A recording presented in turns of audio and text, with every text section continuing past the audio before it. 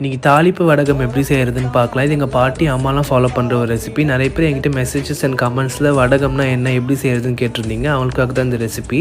இதுக்கு முக்கியமாக தேவைப்படுறது சின்ன வெங்காயம். நான் 5 கிலோ சின்ன வெங்காயத்தை தோல் சீவிட்டு கட் பண்ணிவிட்டு எந்த வித ஈரம் பதமும் இல்லாத மாதிரி எடுத்துக்கோங்க. அதை மிக்சிக்கு மாற்றி ஒன்றும் பாதியமாக அரைச்சி எடுத்துக்கலாம்.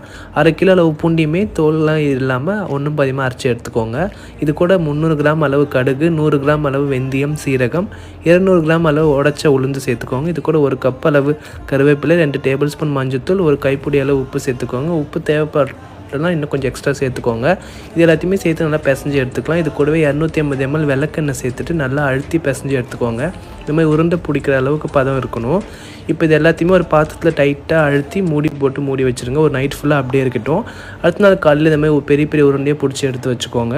அட்லீஸ்ட் இது 2 வாரத்துலேருந்து 1 மாதம் வரைக்கும் வெயில் நல்லா காய வச்சு எடுத்திங்கன்னா சூப்பராக வடகம் ரெடி ஆகிடும்.